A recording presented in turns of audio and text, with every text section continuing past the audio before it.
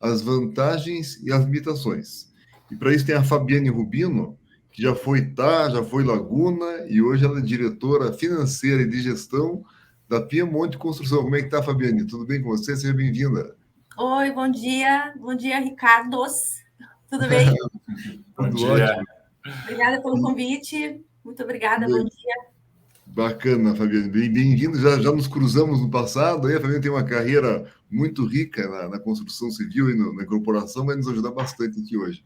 E o querido Campelo, que é nosso diretor jurídico aqui da ADM, sócio também da Broto Campelo Advogados, participante, diretor de várias outras instituições Brasil afora. Como é que está, Campelo? Tudo bem com você? Seja bem-vindo. Bom dia, Ricardo. Tudo bem?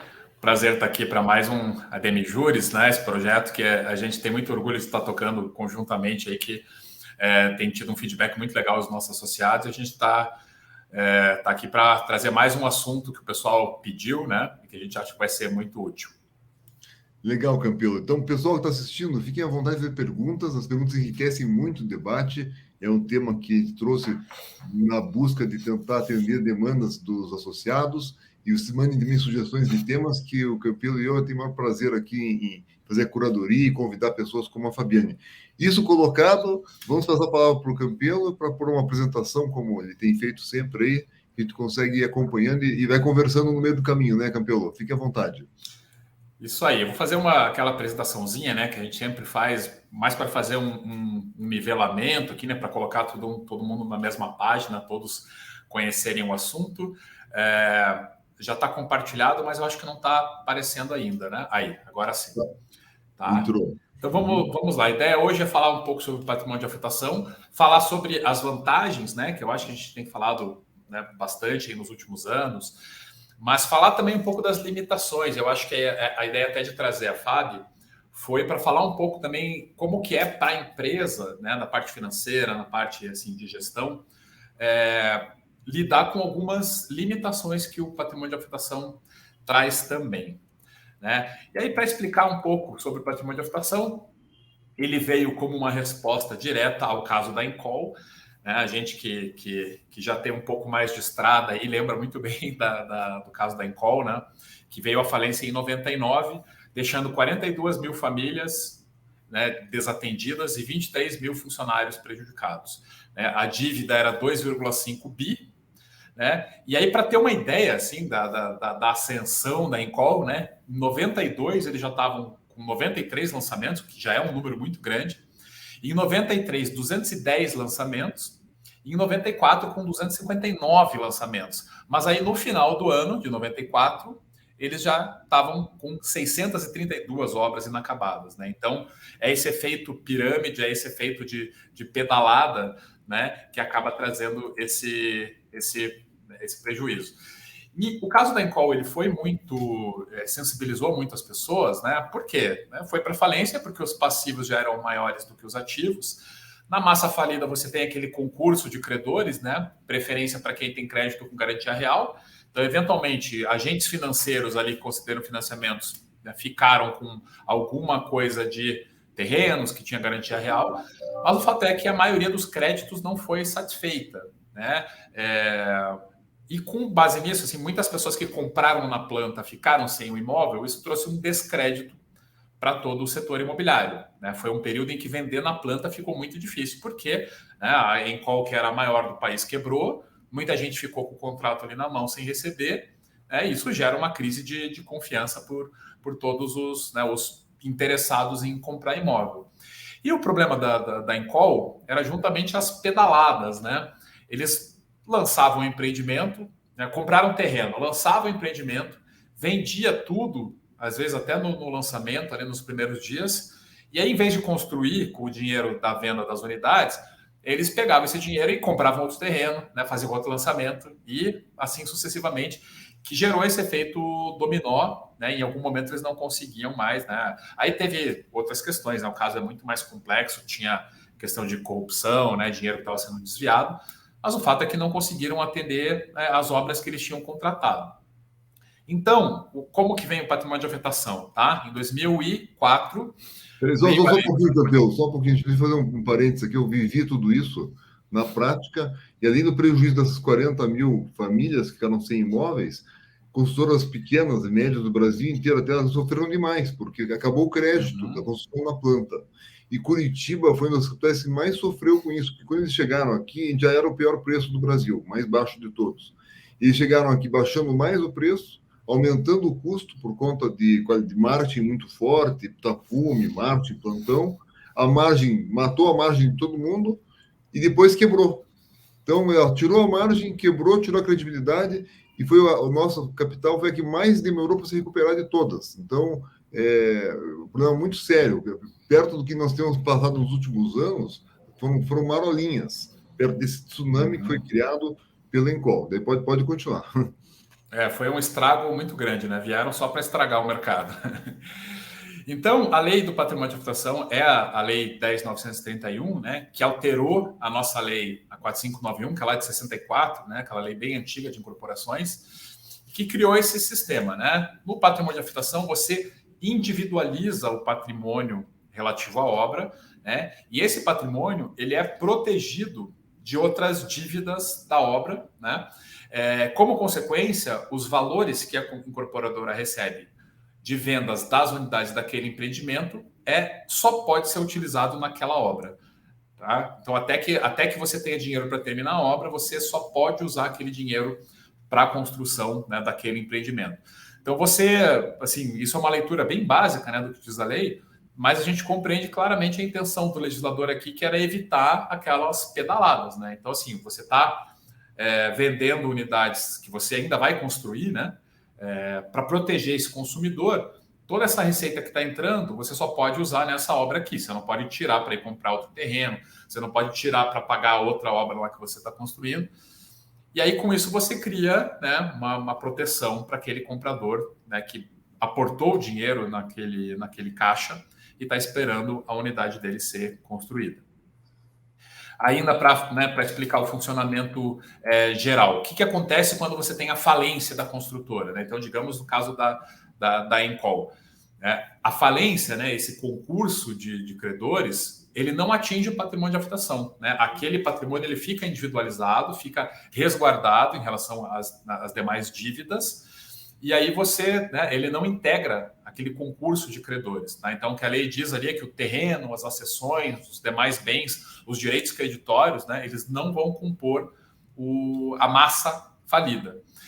E aí você bloqueia aquele patrimônio, né, no caso de falência da construtora, reúne os adquirentes, né, a gente vai falar um pouco depois ali sobre a comissão dos representantes, mas os adquirentes, eles conjuntamente vão avaliar o que nós vamos fazer com esse patrimônio de afetação, que é o nosso patrimônio, né? Nós colocamos o dinheiro ali e às vezes você tem ou só o terreno, ou você tem um terreno com uma obra pela metade.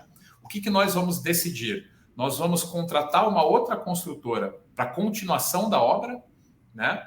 Para efetivamente, né, nós vamos custear né, e vamos cotizar aqui, ratear a continuação da obra, contratando uma outra construtora, ou vamos liquidar esse patrimônio. Né? Vamos colocar isso aqui à venda, uma construtora qualquer se interessar vai comprar, e aí nós vamos liquidar, né? Nós vamos nos reaver os créditos que nós pagamos.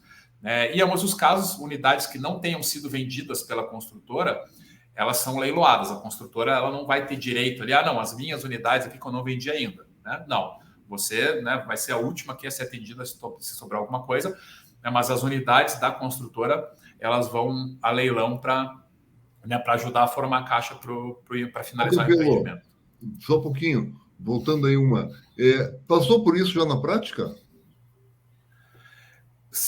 Bom, eu não lidei com uma situação como essa, tá? Mas acompanhou já?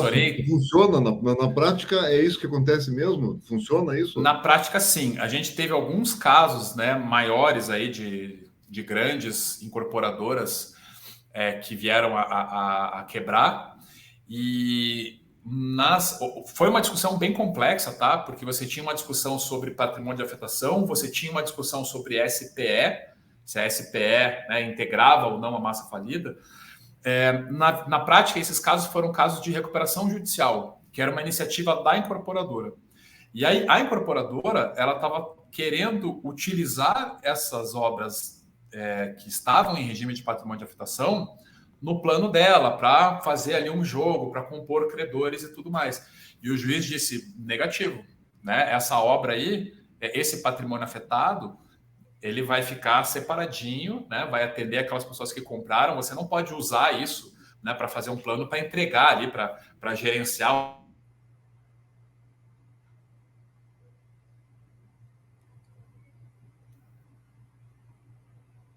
Acho que o Ricardo... Acho que o Campelo caiu. Você passou por isso já, Fabiane? Já viu uma cena, uma situação dessa de precisar de recuperação? Não, na prática não vivi.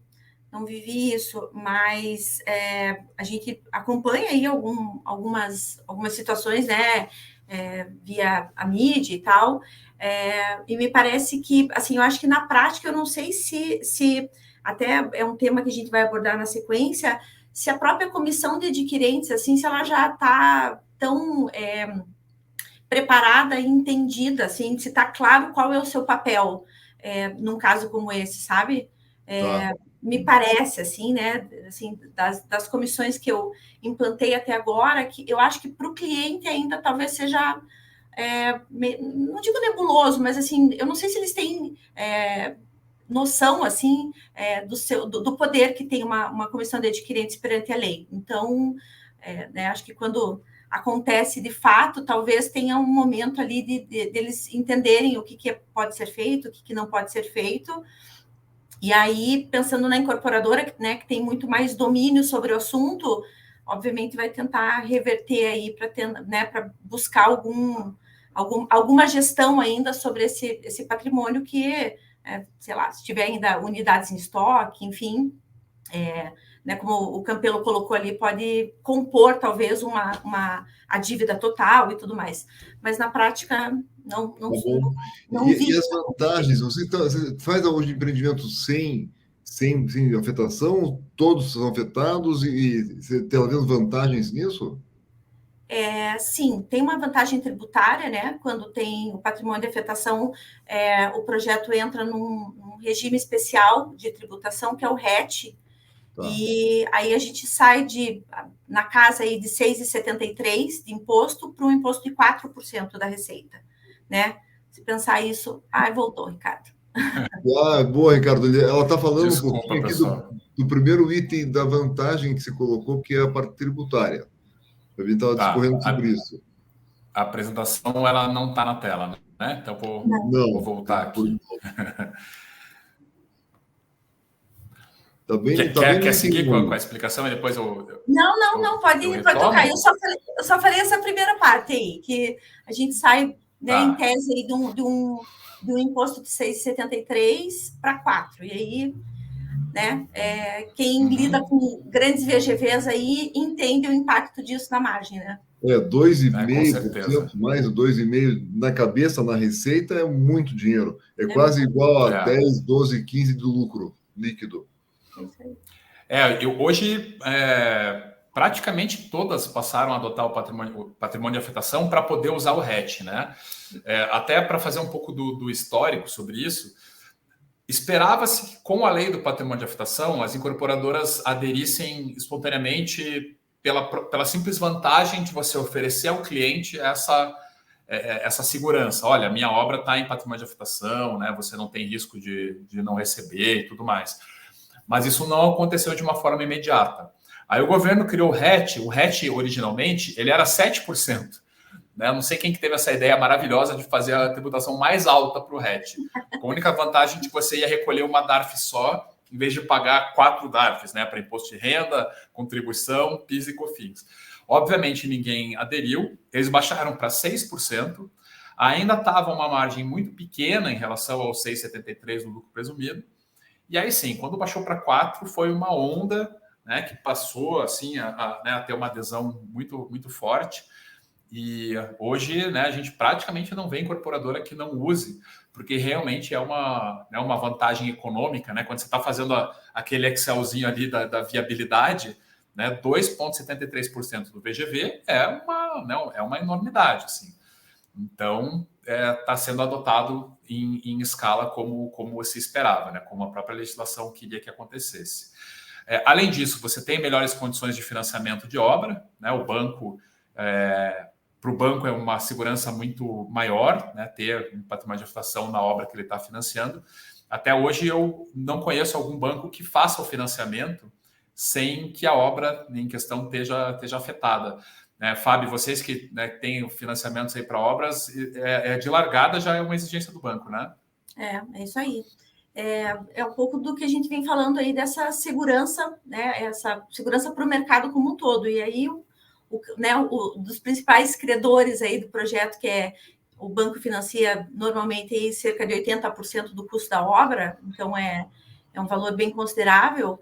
Também ele se privilegia nesse formato do patrimônio afetado e preservado.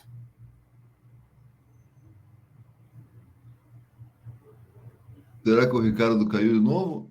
Acho que caiu. Vamos continuar nós aqui. Vamos lá, vamos A última lá. vez foi bem na hora certa que ele voltou, né? Vamos ver se ele continua com o timing bom.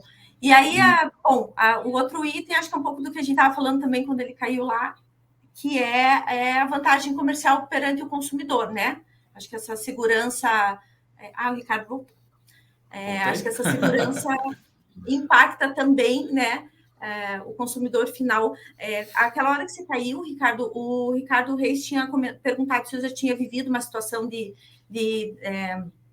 falência, ali o DRJ com patrimônio de afetação, e aí eu fiz um comentário que eu tenho um pouco na prática, assim, eu não sei se os consumidores, se a comissão de adquirentes entende, assim, a relevância, a importância e o poder que a comissão tem. Eu acho que na prática, assim, até quando a gente faz as assembleias, assim, você tem que explicar várias vezes. Eu acho que ainda não é, para o consumidor, acho que não é um assunto ainda tão comum, assim, né? Então, eu acho que aqui a gente tem, acho que como mercado consumidor, acho que o consumidor ainda vai evoluir bastante no tema.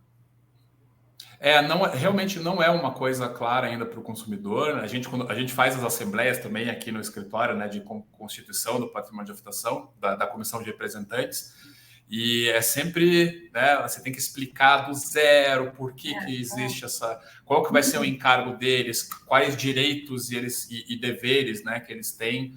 Então é algo, assim, a legislação ela não ajuda, né, para falar a verdade, assim. A própria expressão patrimônio de afetação, ela é confusa, né? Ela não transmite exatamente a consequência da utilização. Então a gente vê que realmente o consumidor não tem essa compreensão. No Brasil, o nosso consumidor ele não é conhecido por ser um consumidor muito, como a gente pode dizer assim, muito diligente nessas questões, né? A gente vê alguns casos, até conhecido meu me procurou esses tempos, que estava com problema de uma obra paralisada lá, que ele adquiriu um imóvel e não tinha nem registro de incorporação, né? Que até contravenção penal você vender, era com promessa de compra e venda. No próprio contrato estava dizendo que o RI estava em processo ainda, né? Não estava registrada a incorporação, né? Mas, né, não deixa de ser uma vantagem perante o consumidor, às vezes perante até o permutante, né? Permutante, hoje, ele é um permutante muito mais diligente, aí sim, né?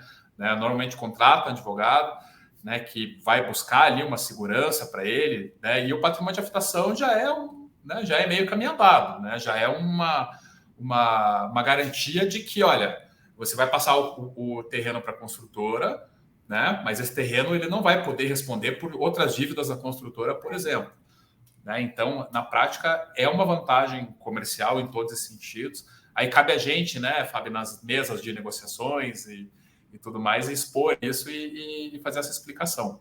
É isso aí, é isso mesmo.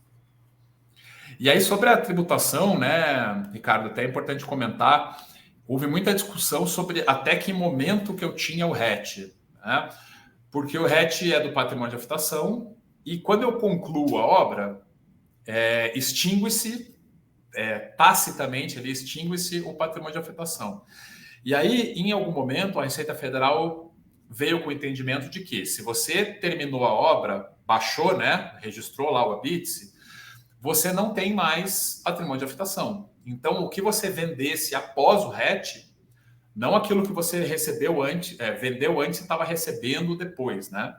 Mas aquilo que você vendeu após a conclusão já não estaria sujeito ao RET. Aí muita discussão, né? Teve até alguns casos que foram para o judiciário decidiu a favor do contribuinte, e aí hoje a lei mudou, hoje a lei é bem clara, né? Todas as unidades vendidas daquela incorporação, independente do momento, você pode vender ela 15 anos depois do habite-se, né? Vai ter direito de pagar o RET, tá? Então esse é um ponto que a gente hoje tem essa segurança. Esse ponto, acho que nós discutimos num outro júri no passado, que não estava claro ainda. Acho que é meio recente isso, né, Campelo? Eu acho que foi quando a gente falou da lei, né, da 14.382, que foi a lei que efetivamente trouxe essa clareza. A gente fez um dos primeiros sobre essa lei, então, felizmente, hoje a gente já tem essa segurança. E dependia se a interpretação, se a lei ia pegar ou não, né? Então pegou, que bom. Com certeza.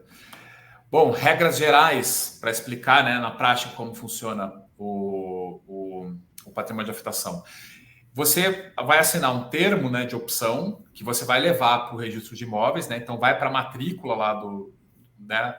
Você pode fazer isso junto com a incorporação ou após a incorporação. Então vai ter lá o registro da incorporação, vai ter o registro também do patrimônio de afetação na matrícula. Ele é irrevogável e irretratável, então não pode voltar atrás no meio da obra e falar assim, eu quero desafetar aqui, né? Mesmo que não tenha vendido, né, nenhuma unidade, você não vai poder fazer. E aí começa, né, essa relação com os adquirentes, né? Você tem a comissão de representantes, que ela vai poder nomear uma pessoa física ou jurídica, aí ela que vai custear, né, a comissão que vai custear, para fazer a fiscalização e acompanhamento do patrimônio de afetação. E esse representante ele tem acesso à obra, tem acesso aos livros, contratos, movimentações bancárias e quaisquer documentos do patrimônio de afetação, né? Então, tudo que for daquele CNPJ da afetação, né, da conta bancária e tudo mais, esse representante vai poder ter acesso. E aí, para falar sobre o cancelamento também, a gente falou isso também, porque é uma novidade da lei da 14.382. Bom, havia uma discussão sobre a necessidade ou não de você formalizar no registro de imóveis a baixa, o cancelamento do patrimônio de afetação. Eu tive até alguns casos de clientes que eu argumentei junto ao registro de imóveis que não havia que se falar em baixa. Primeiro, porque a lei não falava. A lei não dizia que você tinha que cancelar o patrimônio de afetação. A lei dizia que você tinha que registrar, né? A opção tem que ser registrada. Mas a baixa, ela não existe e ela não tem nenhuma finalidade. Por quê? Porque o comprador, o interesse dele é saber que foi registrado. Quando você finaliza a obra, encerra-se também essa obrigação, né, de patrimônio de afetação, exceto se você tiver algum financiamento bancário ainda, né, algum financiamento da obra para quitar, que isso pode estar sujeito a algumas disposições do patrimônio de afetação, mas ele já não produz mais efeitos, né? A função do patrimônio de afetação, que era assegurar ali a conclusão da obra, ela já se cumpriu e eu não tenho motivo nenhum para registrar isso na matrícula, né? Para ter que levar lá um termo de cancelamento, né? Pagar custas e emolumentos e tudo mais. Mas veio essa demanda, né? Alguns registros exigiam, outros não exigiam, até que a Lei 14.382, ela trouxe uma disposição seguinte: para aquelas unidades que você negociou, né? Que você comercializou, então vendeu, vai ter escritura lá ou contrato de financiamento, transferindo a propriedade dessa unidade, você não precisa fazer nada. Mas se ficar estoque, se você tiver unidades não negociadas, aí você vai ter que fazer uma baixa, uma a uma dessas unidades para cancelar o patrimônio de afetação. Né? A meu ver, um pouco inócuo essa medida, mas é o que a lei trouxe.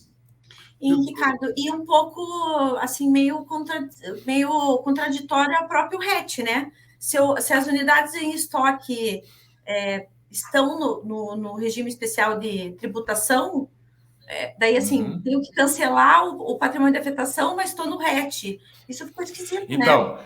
E aí foi o primeiro pavor, né? Que todo mundo ficou apavorado, falou assim: como é que eu vou cancelar o patrimônio de afetação dessa unidade? Como é que fica o meu RET? Mas aí a própria lei, ela, né, ela deixa isso claro, né, que independente do que acontecer futuramente, se você registrou a incorporação, afetou o patrimônio, aquelas unidades daquele memorial de incorporação, elas vão tributar pelo RET. Mas eu concordo, criou uma incoerência, gerou esse pânico no mercado, mas, né, esse pânico não... Felizmente, esse pânico a gente não precisa ter. É verdade. O Campelo. E aí sim, Campelo, diga, Reis. Pode voltar uma, por favor? Temos umas perguntas só para poder ficar na pauta ali. Voltar isso. Legal. A Fabiane comentou da dificuldade da comissão de representantes, né, ser montada para entenderem o que é isso. Você comentou também, você ratificou o que ela falou. Está fazendo uma analogia aqui com o síndico profissional. Será que não vai ter um representante profissional de uma comissão para poder... A pessoa que entenda mesmo de obra, entenda mesmo a parte financeira, para realmente ser encarregado de ajudar esses compradores a passar por essa fase, que é uma fase complicada, complexa, não é nada fácil disso. Não tiver uma pessoa do mercado ali, um auditor, vai se bater para resolver isso, né? Com certeza, do ponto de vista prático, faria sentido, né? Do ponto de vista financeiro, eu já não acho que faça. É isso que você ia comentar, Fábio? Não, eu ia dizer que na prática eu não consigo enxergar muito essa organização tão estruturada, assim, né? Assim, o que acontece hoje é muito o que eu vejo, assim, as incorporadoras cumprindo o que rege a lei e os adquirentes absorvendo aquela informação, assim. Eu não tive ainda nenhuma experiência, assim, de uma comissão... assim, não digo atuante, mas é isso, questionadora, até porque, de fato, assim, né, por exemplo, as questões contábeis, existe, assim, falar de POC, né, de como que é reconhecido receita, o stand de venda, como é que fica, o próprio RET diferido, assim, a gente fala grego para eles, né, então, eu penso que acho que o papel das incorporadoras é uma transparência, né, é a transparência, mas assim eu ainda não consigo enxergar de novo o consumidor tão maduro assim para atuar de uma forma mais estruturada. Boa, obrigado. Tem as perguntas que eu acho pertinente responder na hora agora ou tem uma hora mais à frente? Eu fico um pouco, porque eu fico só preocupado com o tempo, Reis. Eu acho que se a gente deixar para o final... no final. Vou segurar as minhas também. Eu acho que sim, né? Tá bom, toca a gente sempre cobre todas, mas eu acho que para gerenciar o tempo, se a gente tocar aqui, né, então, a apresentação ela não tem muita coisa a mais. Já estamos justamente entrando aqui nos slides que eu fiz para a gente trocar umas figurinhas com a Fábia a respeito. A primeira já é justamente sobre esse tema da comissão de representantes, dessa relação com o comprador, o adquirente, se é atuante, se não é, se enche muito o saco da construtora, se não enche, né? Porque a gente sabe, né? Às vezes você é sorteado e faz a venda para uma pessoa que vai ser aquele chato, que vai incomodar, que vai querer, né, informação de tudo. E aí pensar numa pessoa dessas, numa comissão de representantes, realmente chama atenção, né? Aquela que você fez aquela marcaçãozinha assim, esse cara aqui vai incomodar. Bom, o fato é que hoje você tem que constituir a comissão de representantes. Essa lei, né, que a gente está falando muito, que é a 14.382, ela inclusive colocou prazo, porque não tinha prazo, então ficava em aberto lá, né? Hoje você tem até 6 meses depois do registro da incorporação para fazer essa convocação, né, e montar a comissão de representantes, né, lá com 3 membros entre os representantes, tudo mais, está bem claro na lei. E a construtora tem que, a cada 3 meses, apresentar para essa comissão um demonstrativo do estado da obra, né, e como que isso corresponde com um prazo que foi pactuado, né, com o cronograma inicial. E tem que entregar também para a comissão de representantes os balancetes, né, do trimestre civil, né, as questões financeiras, o pessoal da comissão também vai ter acesso, né. E aí eu acho que é legal um pouco já explorar com a Fábio, né, como que isso tem sido na prática, né, pessoal, né, cobrando muito ou não cobrando, e essas assembleias, né, também. A gente, né, faz essa assessoria aqui, às vezes vê que é uma coisa até legal para você criar já um relacionamento ali, né, com o cliente, mostrar alguma coisa da construtora, da obra, e aí é legal a gente ouvir um pouco da experiência da Fábia a respeito.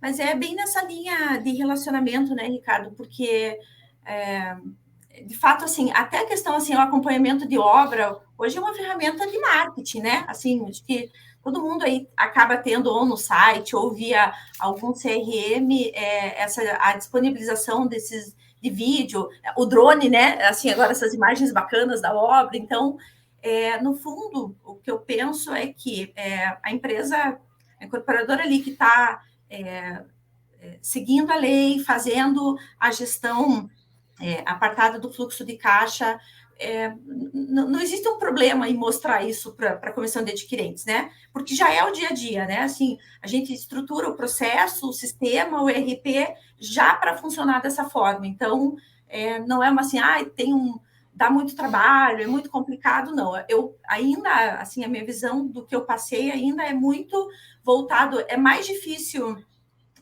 trazer o consumidor, trazer a comissão para entender o seu papel do que fazer essa prestação de contas, assim.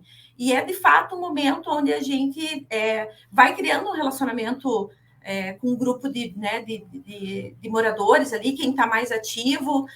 Às vezes, alguma questão de projeto, a gente vai combinando, né? Tipo, vamos por aqui, vamos por ali. Então, tem chance aí de chegar ao final do projeto com um produto, às vezes, muito mais adequado. Às vezes, eu já tive experiências da gente mudar alguns detalhes de produto que foi aprovado via comissão de adquirentes. Então, acho que pode, sim, ser uma ferramenta, além de uma ferramenta de governança, compliance, transparência, também de relacionamento com o cliente. Legal. E eu acho que é importante colocar até que, né, o Reis tem feito perguntas sobre a lei que pega, a lei que não pega, né? Essas questões da lei, durante muito tempo, foram negligenciadas pelo mercado, né? O mercado não fazia, ninguém cobrava. Teve uma situação famosa lá de São Paulo, que eu vi muito lá na Abrainc sobre, de uma das grandes ali, uma das que atuam no Brasil todo, de capital aberto, que começou a lidar com um cliente um pouco mais chato, que pediu demonstrativo, ele queria a conta bancária, queria acesso à conta, queria todas as informações, e a construtora foi negando, o cara entrou com uma ação e conseguiu, porque é texto expresso da lei, você tem que apresentar, você registrou o patrimônio de afetação, você vai ter que apresentar essas informações. E aí, isso aconteceu em Campinas. E aí, não só esse comprador ganhou o direito de acesso às contas da construtora, como o Ministério Público de Campinas colocou isso como uma pauta para ir atrás. Né? Então, lá em Campinas, o Ministério Público começou a notificar a construtora para saber se estavam formando as comissões de representantes, para saber se estavam entregando a documentação quando o cliente pedia.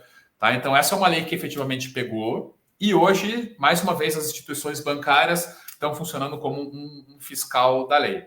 Né? Então, vai fazer o financiamento, eles perguntam como é que está, montou a comissão de representantes? Né? A Fábio tem já experimentado um pouco essa situação, né, Fábio? Comentei ontem, a gente estava batendo papo com o Ricardo e a gente acabou de contratar um financiamento, né, para a obra, e o banco, a gente vai ter que prestar contas para o banco da prestação de contas para a comissão. Então, acho que esse pegar a lei aí vai um tempo, né? E aí acho que as instituições, todo mundo que faz parte do mercado vai amadurecendo a ideia, amadurecendo o entendimento e daqui a pouco vira natural, né? Vai profissionalizando, né? O pessoal vai ficando mais profissional, todo mundo, as construtoras, os clientes, daqui 10 anos, se continuar assim, vai ficar mais estruturado o mercado imobiliário, né? Com certeza, sem dúvida, sem dúvida. A gente pensar, né, que essa é uma lei de 2004, né? Ela tem quase 20 anos. E existe um amadurecimento de como a lei é aplicada, né? E isso é muito comum no Brasil. Às vezes você tem uma obrigação entre A e B, mas digamos que é uma obrigação de A com B, mas B às vezes não fiscaliza, B não cobra, aí a lei coloca que C é responsável. Então C, uma outra parte, vai fiscalizar, que é justamente o que nós temos aqui, né? Incorporadora, consumidores. Consumidores não estão tão ativos, né, cobrando, aí vem o financiador ali, poxa, né, o patrimônio de afetação está sendo respeitado aqui? Se não tiver, eu como financiador não posso sofrer algum prejuízo disso? Posso. Então eu vou fiscalizar. Eu vou instituir aqui na minha política de cobrar da construtora que eu financiei se ela está, né, fazendo ali tudo que tem que fazer. E hoje o banco pede extratos, né? Hoje o banco olha o extrato da conta afetada, né? Já teve cliente minha que foi questionada. Esse repasse aqui, essa saída da conta aqui, para que foi? Né? Então, realmente, hoje não é mais aquela brincadeira que era no começo. Assim, eu vou falando bem, né, português bem claro. No começo, né, a gente via incorporadora que registrava o patrimônio de afetação e, nem aí, tirava dinheiro da conta, distribuía lucro, né, passava para outra obra, não tinha ninguém fiscalizando, ela ia fazendo. Hoje, a gente já tem uma realidade, né, bem mais madura da aplicação da lei. Né? Então, é importante estar bem atento com relação a isso. Agora sim, as limitações financeiras, né? Esse é um ponto bem específico da lei, né? Que tem que tomar bastante cuidado, né? Tem muita atenção com as limitações que a lei traz, né? Então, como diz lá a lei, os recursos financeiros do patrimônio de afetação são utilizados para pagamento ou reembolso das despesas inerentes à incorporação, tá? Então, vamos parar aqui para dar uma olhada. Pagamento está muito claro, né? É muito simples de entender. Então, tudo que eu tenho de despesa futura da obra, né, eu vou pagar com essa conta. E também permite reembolso das despesas inerentes à incorporação. Então, reembolso está presumindo aqui que eu fiz esse gasto antes de registrar a incorporação. Né? Então, eu fiz ali projetos, né? Eu incorporadora, eu contratei projetos, eu contratei aprovações, né, uma regularização ali daquele imóvel para chegar, né, a conseguir o RI e fazer o patrimônio de afetação. Eu posso, esses gastos que eu tive antes da incorporação, ou seja, eu não usei dinheiro da conta afetada porque ainda não estava afetado, mas eu posso me reembolsar desses gastos? Posso, desde que essas despesas, né, elas sejam inerentes à incorporação, né? É a palavra que está bem expressa aqui na legislação. E aí vem esse item do reembolso do preço de aquisição do terreno. Então, primeiro, aqui eu não estou falando de permuta, tá? Primeira coisa que é importante deixar claro, estou falando de aquisição do terreno que a construtora tenha feito. Foi lá e comprou o terreno. Gastei lá 10 milhões para comprar um terreno. Como que eu me reembolso disso, que é uma despesa inerente à incorporação, mas o parágrafo 7º aqui traz uma mecânica bem específica. Tá? Assim, esse reembolso poderá ser feito quando da alienação das unidades autônomas na proporção das respectivas frações ideais, considerando-se tão somente os valores efetivamente recebidos pela alienação. Então, vamos tentar traduzir isso. Vendi a primeira unidade do meu empreendimento. Eu vou pegar o valor que efetivamente entrou. Então, digamos que eu recebi lá uma entrada, o apartamento custa 1 milhão, a pessoa pagou 300 mil ali de entrada. Esses 300 mil que entraram, eu vou calcular a fração ideal, ou seja, quanto que essa unidade representa do empreendimento, e aí esse valor, né, esse resultado ali, eu posso tirar da conta afetada e me reembolsar, né? Pagar para a matriz, né? Pagar para os sócios esse valor. E aí, conforme forem entrando mais valores dessa unidade, eu aplico a mesma proporção e posso ir descontando. Assim também para as outras unidades do empreendimento. É um reembolso que é bem gradual. Tá? E aí, né, o parágrafo 8º vem deixar bem claro que, fora isso, eu não posso reembolsar nada. Né? Eu só vou poder excluir do patrimônio de afetação, né, tratar como uma verba livre, né, não carimbada, os recursos financeiros que excederem a importância necessária para a conclusão da obra. Né? Considerando-se os valores a receber até a conclusão, então, assim, para eu fazer essa conta do que tem no caixa, se é suficiente para concluir a obra e quando que eu vou poder tirar o excedente.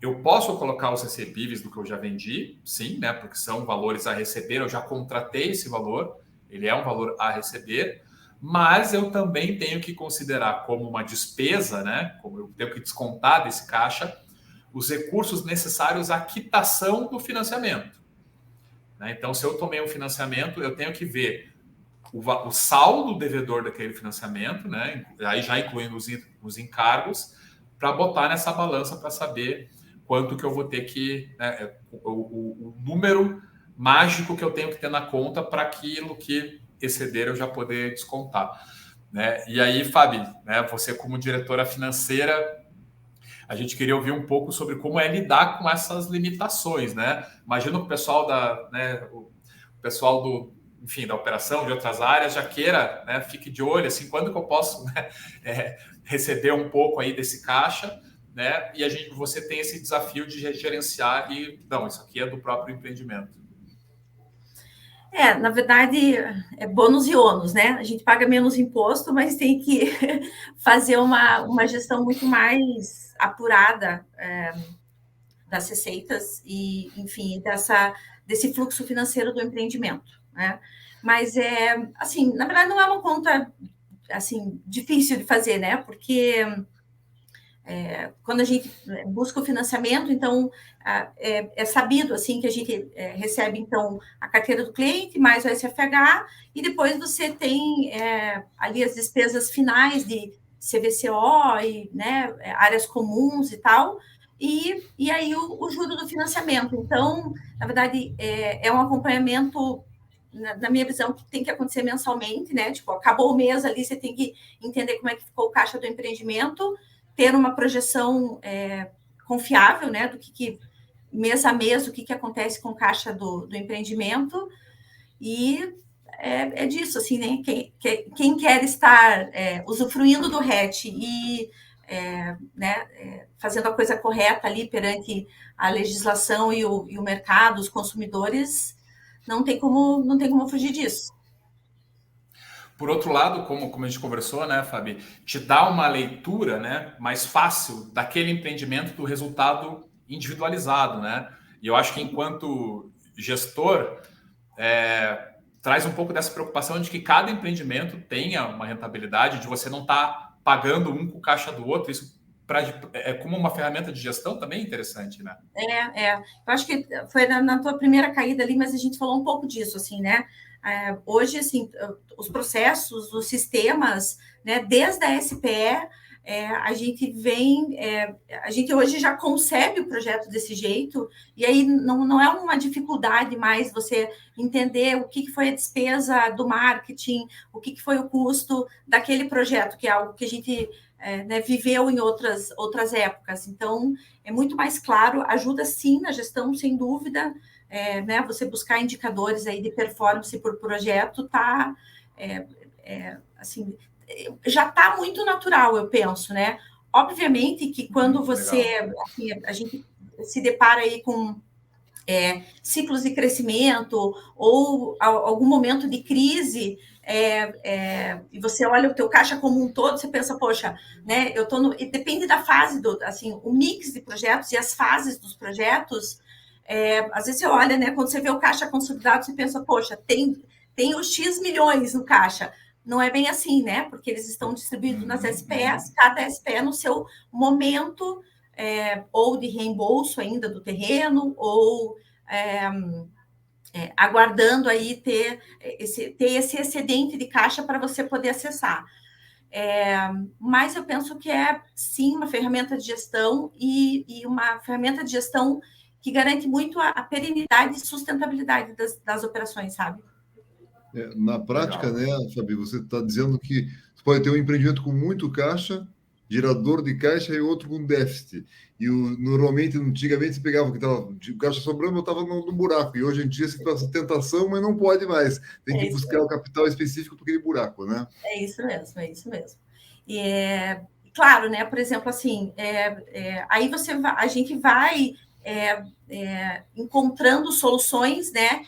De gestão, inclusive, né? Por exemplo, uma prática que acho que também já está bastante difundida é que as SP, antigamente, o que a gente fazia? A gente entendia que a holding, né? A incorporadora tem uma despesa fixa e a gente, quando fazia viabilidade, botava gerencialmente o que seria um rateio administrativo lá, né? Mas durante muito tempo, na prática, a gente nunca usou o rateio administrativo de fato. Mas é isso, assim, um projeto ele precisa pagar pelo um pedacinho do aluguel, um pedacinho da internet, né? Existe toda uma estrutura de back-office que suporta aqueles empreendimentos. Então, uma prática que hoje a gente vê já bastante difundida e que ajuda nessa equilibrar um pouco esse caixa é que a SPE pode sim pagar via rateio, né, organizado, contabilmente, registrado e tudo mais, para a holding mensalmente uma parte das despesas fixas. Então, a gente vai sofisticando a gestão dos projetos dentro das incorporadoras para tentar ir equalizando aí, né, a questão da geração e do consumo de caixa. E aí, para finalizar, né, para a gente poder deixar um tempo para as perguntas, aí é um dos pontos que são mais polêmicos, decorre muito desse amadurecimento, né, da interpretação e de ter maiores preocupações com a lei, que é das permutas financeiras, né? A gente fez uma demijuris aqui falando da... Acho que travou de novo, né? Impressão minha. Então, vamos assumir você. Né, sociedade, ponto de sociedade de propósito específico. Voltou. Caiu, voltei.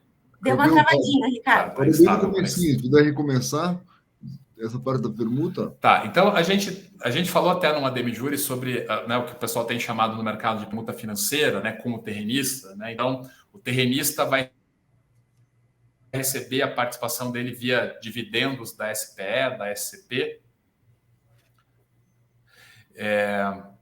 E aí gera essa dúvida, né, com base no que a gente mostrou agora, né, que eu tenho que manter esses recursos apartados numa conta. Eu só posso reembolsar o terreno, eu não posso pagar nada fora, eu não posso pagar lucro para a construtora antes de finalizar a obra, né, ou antes de ter dinheiro no caixa para finalizar a obra. Como que isso fica? Eu posso pagar o lucro numa SPE, eu posso pagar lucro do terrenista, né, ou numa SP? Eu entendo que a interpretação literal da lei não me permite fazer esses pagamentos, né? Por quê? Porque a lei é muito clara. Você não pode pagar nada que não seja, né, reembolso da incorporação. Inclusive, a aquisição do terreno se faz via reembolso. Né? Se eu não comprei o terreno, né, se eu recebi o terreno, mas vou fazer ali eu estou trazendo esse terrenista para participar como sócio do empreendimento, eu acho que isso não está contemplado na lei. É uma questão bastante complexa, não é uma resposta muito objetiva, assim, estanque, mas se você quer ter uma interpretação mais literal e risco zero para a incorporadora, né, a nossa recomendação é não fazer esse tipo de reembolso. Lembrando que também tem a questão de você, para pagar dividendos em SP e SPE, você tem que ter o lucro contábil, tá? Então, só esse tema só para levantar e para não deixar de falar sobre, né, que é um dos temas mais polêmicos. E aí eu acho, não sei se a Fábio quer comentar um pouco sobre isso também, mas acho que a gente pode pegar as perguntas já, né, Ricardo? Acho que temos aí mais uns 10 minutinhos. Fábio, fique à vontade de comentar sobre as permutas. Não, acho que, assim, eu corroboro aí com a posição do Campelo, né? Entendo que... se você não comprou, não existe reembolso, então, e tem acho que esse posicionamento da SCP, que, de novo, né, o mercado imobiliário adora pegar uma condição e fazer uma coisa diferente. Então, assim, se criatividade. Uma criatividade exagerada às vezes, né? Mas, de fato, assim, a SCP vem, assim, se você está trazendo um permutante ou um investidor para uma sociedade, ele está ali correndo riscos contigo. Então, na minha cabeça, não faz nenhum sentido a gente distribuir resultado lá na primeira venda, se eu nem sei o que vai acontecer com aquele projeto, né? Então, talvez essa também, né, esse amadurecimento, esse amadurecimento mesmo do qual que é o papel do investidor e do permutante no projeto. E a SCP é uma ferramenta bacana, mas, assim, ela precisa ser, né, acontecer da forma correta. Então, entendo que pode vir sim, né? A gente faz permuta financeira, a gente vê o mercado atuando uma permuta financeira via SCP, e aí quando a gente estiver naquela fase de caixa excedente lá, a gente começa a oferir lucro e distribuir, tá tudo certo, todo mundo fica feliz. Existe uma otimização tributária que a gente entende que é importante para o permutante, né? Mas isso tem que ser dentro da lei. É bacana, porque a prioridade da lei primeiro acaba o empreendimento, depois é distribuir lucro para quem participou. Então, faz sentido a lei, né? Porque vem, como disse no começo o Ricardo, bem colocado lá, de uma crise muito grande. Então, vamos às perguntas, Campelo. Tem aqui o Carlos Caligares, que é um pequeno empreendedor e incorporador, que pergunta como que formaliza isso, mas em especial se ele pode aderir e ter os benefícios da afetação, mesmo em vendas de pequenos empreendimentos que não foram vendidos ainda. Uhum. Bom, a formalização é via requerimento perante o registro de imóveis, né, de um termo né, que você formaliza. A opção é um termo relativamente simples, né? Você só tem que se comprometer realmente em observar, né, toda a legislação do patrimônio de afetação e leva para o registro de imóveis. Essa é a forma de formalizar. Vale para incorporações. Qualquer incorporação, seja grande, seja pequena, né, você pode sim utilizar o patrimônio de afetação, consequentemente o RET. Vale também para condomínios de lotes, né, que hoje é uma figura que a legislação já trouxe também, apesar de aqui em Curitiba a gente ainda não conseguiu progredir de ter uma legislação municipal contemplando essa figura, mas o condomínio de lotes, né, de terrenos, também é uma incorporação, também pode se valer do RET. E também você pode fazer a opção no curso da obra, né? Você não precisa ser antes de começar a obra, né? No meio da obra você pode fazer o patrimônio de afetação, né? Sem problema nenhum, não tem problema. Você só não pode fazer após a obra, porque daí ele não teria finalidade nenhuma, né? O objetivo do patrimônio de afetação é proteger o comprador, que você vai concluir. Se você já concluiu, ele não faz mais sentido, né? Então não pode ser registrado, você não pode utilizar o RET, tá? Mas no curso da obra pode sim. Algum comentário aqui, Fabiane? Não, tudo certo. Tá tranquilo, né? Aí tem mais uma aqui que é da Gisele Veríssimo. Obrigado pelas perguntas, mandem mais, tá? Tem várias aqui. A finalização da obra é considerada como emissão de CVCO parcial também? Se for o CVCO das áreas comuns, sim. É que CVCO parcial a gente pode estar falando de diferentes situações, né? Então, para pegar, por exemplo, aquele empreendimento que tem as unidades internas também sujeitas a obras, né? E aí você tem o CVCO das áreas comuns e as unidades privativas ainda em construção. Mas aí o CVCO parcial, né, porque ele é das áreas comuns, né, ele já conclui a obra, né? E aí ele já finalizaria também o patrimônio de afetação. Boa. E ela pergunta também, a Gisele Veríssimo, se consegue manter o RET realmente depois da última unidade quitada. A última unidade quitada?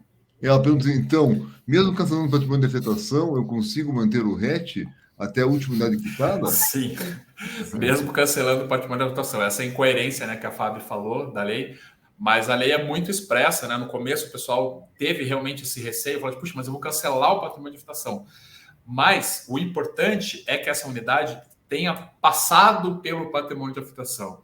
Que era muito quando a lei ainda não tinha trazido essa disposição, a gente brigava, né, com a Receita, né, as nossas defesas eram falando assim, olha, não faz sentido você tributar conforme eu conseguir vender antes ou não, né? Eu estou fazendo a viabilidade desse empreendimento, eu preciso saber lá no começo quanto que eu vou tributar.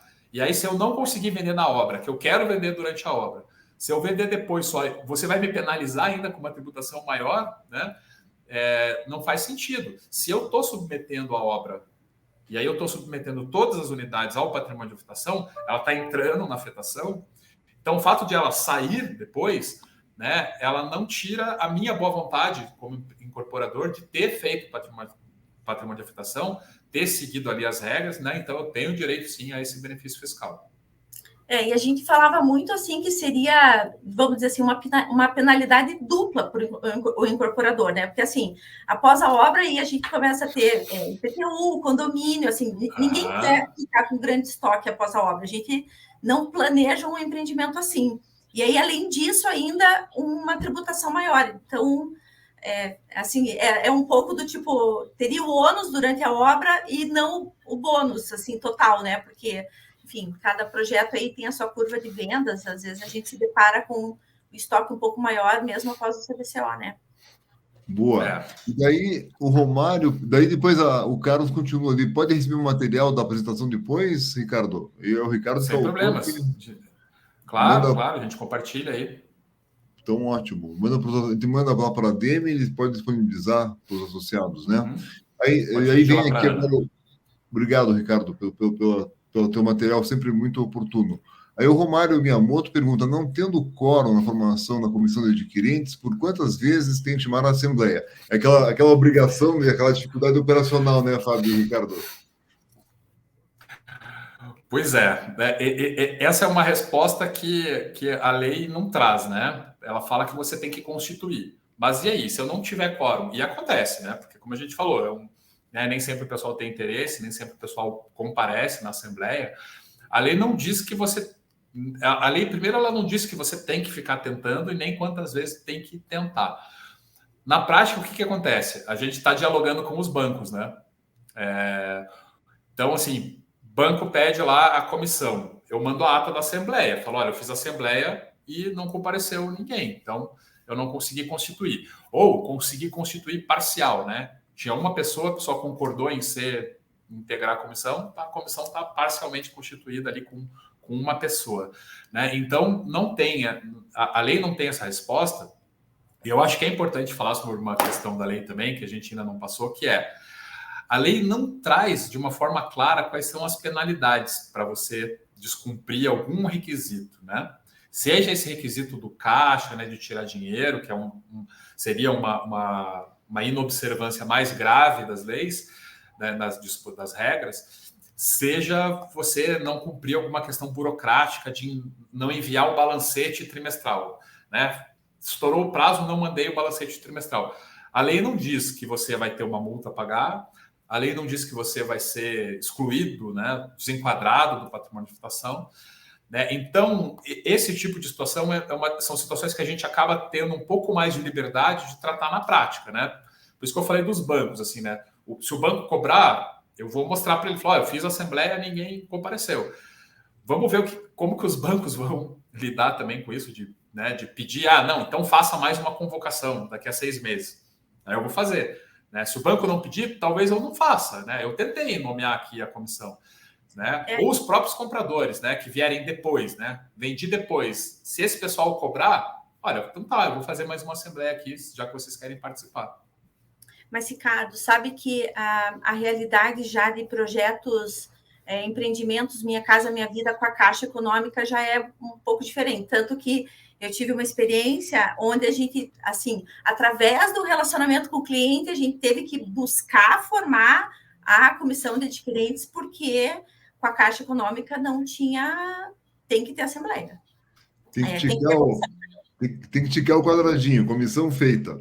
Então, sim, obrigado. Aí a Juliana Domingues comenta aqui, obrigado, Juliana, que é importante lembrar que a comissão de adquirentes, com a nova lei, independe da constituição do patrimônio de afetação. É inerente à constituição da incorporação. Ficou uma coisa misturada, a Juliana tem razão, né? Esse artigo que a gente mostrou ali, o artigo 50, quando fala, né, do prazo para a Constituição, ele fala da incorporação em geral, ele não fala do patrimônio de afetação. Então, eu entendo que ficou um pouco confuso na lei, porque a lei, quando fala de comissão de representantes, ela está sempre falando ali dos artigos que falam do patrimônio de afetação. E aí fala da incorporação, nesse artigo 50, fala da incorporação em geral, que você teria que ter a comissão de representantes. E aí eu vou dizer, na prática, eu não estou vendo, né, esse movimento como algo da própria incorporação, até porque hoje a maioria já está usando o patrimônio de afetação, né, mas a lei ela ficou um pouco misturada, né, de fato ela é uma obrigação hoje da incorporação, né, mesmo se você não for afetar o patrimônio ou não for fazer essa afetação no registro da incorporação, né, você ainda assim teria 6 meses da incorporação para fazer essa assembleia e nomear a comissão.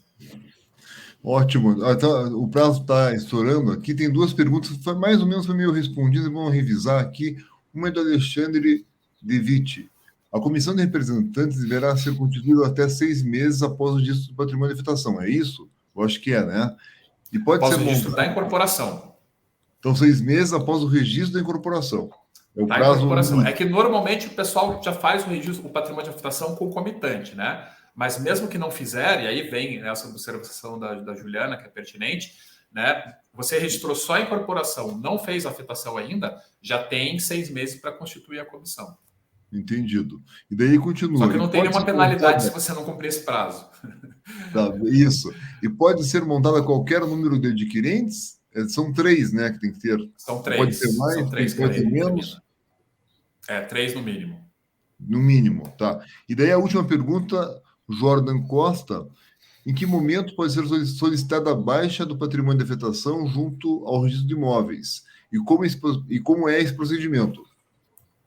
Então, somente após a baixa da obra na matrícula, né? Então, você levou o habite ali para o registro da matrícula, e aí as unidades que você vendeu, você não precisa fazer nenhum registro, né? Comercializou, alienou, ela está tendo uma transmissão de propriedade, não precisa fazer nada. Com relação ao que ficou de estoque, você faz um requerimento para baixa no RI. E aí ficou, né, uma observação que a própria lei colocou, é que esse ato ele não tem conteúdo econômico. Tá? Então, para fins de emolumentos, esse é né, e a gente sabe que isso impacta para mais, né, para ter uma cobrança maior, né, ou ter uma taxinha mais simples ali. Então, esse é um ato que não vai ter conteúdo econômico, não vai ter uma grande incidência ali dos emolumentos do cartório. Boa, então, muito obrigado, Campelo.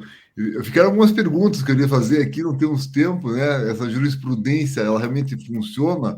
Teve uma quebra grande de uma grande incorporadora há pouco tempo e existia uma dúvida se na hora vamos ver do frigir dos ovos, risco trabalhista ou tributário, se não ia contaminar os outros. Você tem uma resposta objetiva, Campelo? Deu certo?